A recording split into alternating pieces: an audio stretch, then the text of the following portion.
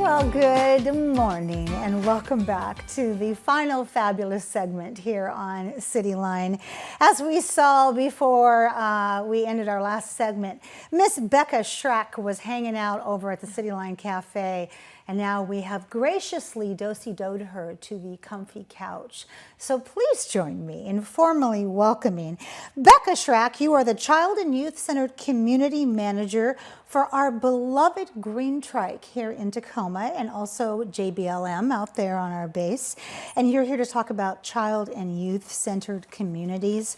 Hello, my dear. It's so good to see you. Thank you so much for having me. It's good to have you. Becca, let's talk about how long you have been with our beloved Green Trike, and what is a typical day like for you? Because you deal with the little geniuses that change on a dime and their parents who are trying to keep up. Yes. So what's a day like for you? Oh, I've been there for 2.5 years. Wow, congratulations. And, it's been really wonderful. I've learned so much, and I've really definitely drank the Green Trike Kool-Aid. I definitely am bought into the idea. Pink pill, blue pill. Right, both. Both. No, it's been really wonderful, and I kind of, typical day is hard to answer because it's different every day, which is part of why I love it so much. I bet. But a lot of it is talking with outside folks about child and youth centeredness and why we need to wrap around our young people and how we can do it together. Oh. So a lot of community partners and community members and businesses and parents and children, and the Green Trike children are the best. They're the ones that are around the office all the time that I get to hang out with, which is fun. So when we think about, you said a phrase that child-centered. 20 years ago, that phrase was equivalent to calling a child spoiled or indulged. In this big world today, where, as your executive director, Tanya Duran, said when all the COVID babies came together, our world changes all of the time. So why are you engaged in this work, besides it keeps you busy and it gives you variety? Yeah, I love that you mentioned the timing, because it really is. Yeah. We're in an still unprecedented. It's still unprecedented time. And, it is.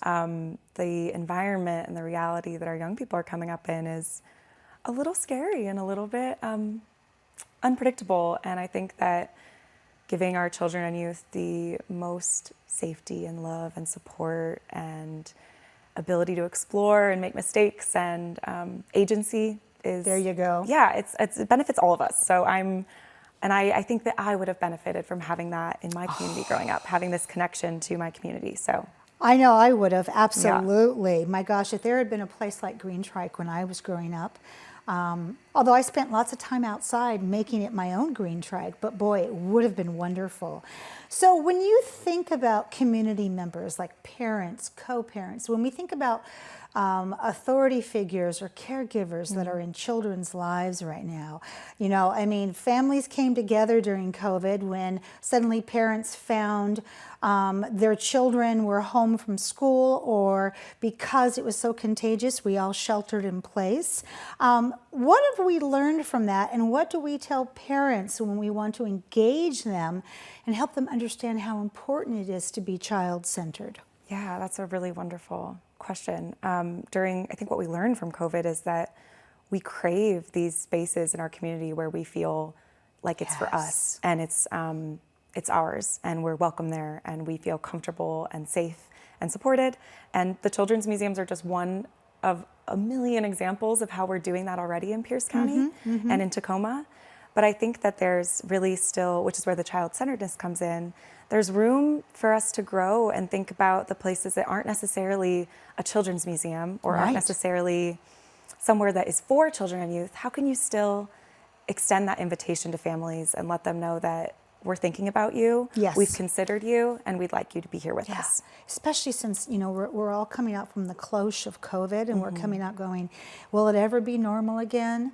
And what did our children see? What do they feel? How were they hurt by COVID and not being able to be engaged socially? I mean, when we think about competing for a child's time, most parents, busy parents, 3 and 4 jobs, it's so easy to hand an electronic screen to a child.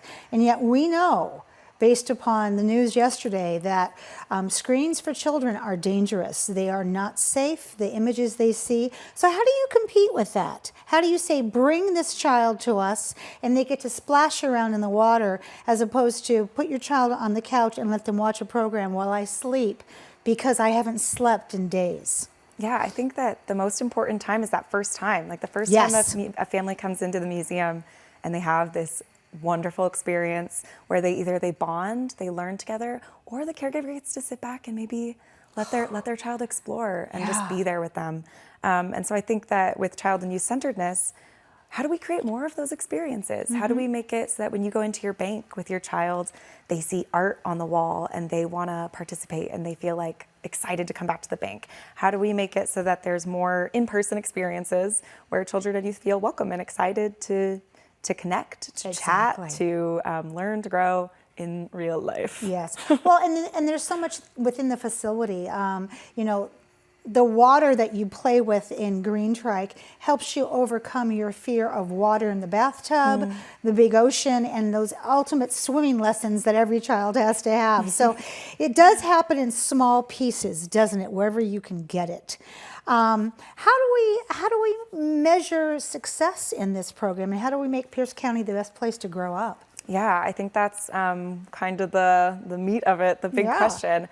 We're still in our first year, so right now a lot of our measurement of success is really how are the people that we're engaging feeling about this? Do they resonate with the messages we're sending? Do they buy in? Do they want to be a part of this? And then as the movement grows, I think it really becomes measurement on different levels, like by organization, by municipality, by neighborhood. By demographic. What are the changes that are being made and how is it affecting the lives of children and youth? So if you're looking at a perfectly child and youth-centered community, there are less adverse childhood experiences. There are ACEs. Yeah, ACEs. There are more youth who, when they graduate high school, they want to stay here because they love their community. And we want them here. And we want them here. And there's less crime and violence. There's more activities. There's more safe spaces. There's more businesses who say, oh, I'm child and youth centered too. Yeah, exactly. That when that mom needs a break, or that partner, or that dad, or that uncle is taking care of the 3 kids, to have the owner go, I have some crayons and a coloring book, while you and I have the conversation about how much repairing the sink is going to cost. Yes. That's a child-centered experience that needs to happen. Let's talk about summer and spring coming up here, because to me, nothing says children and giggling and playing like sunshine outside with water and bubbles. And so tell me what you got. Okay, I have 2 things I want to plug to you. Go ahead. The first is February 15th at the Children's Museum of Tacoma. We're partnering with Northwest Sinfonietta. They come in and they do string quartet.